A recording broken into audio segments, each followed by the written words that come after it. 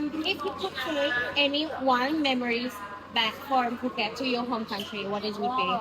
No, it's Carnival Magic. I would want to bring my family there and my friends. It's such a beautiful place. Right. So, last question: what is your favorite thing in Phuket? Like the activities that you have done here. Oh, you know what? My favorite thing actually is the sunset right in front of the hotel. It makes me feel like I can slow down, and even though we're in a competition, there's still like beautiful things that you can experience.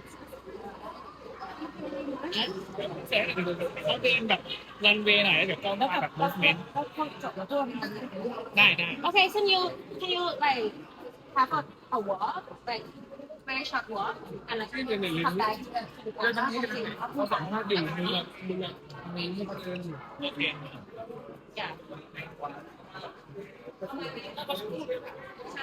On Sunday, Yeah, like then we say Madhu.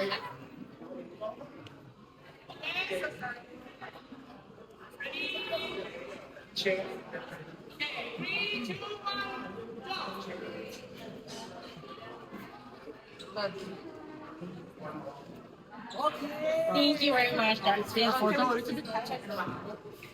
ไปเปิดไฟดูปิดไหม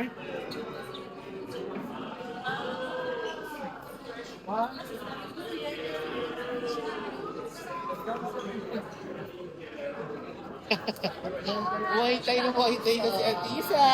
Yes! pero ganon, walang bot.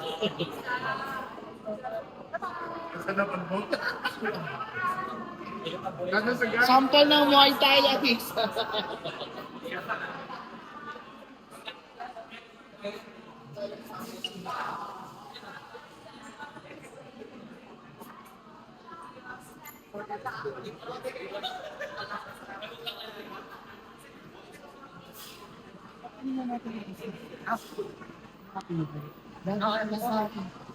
Ano ba sample ng Muay Thai?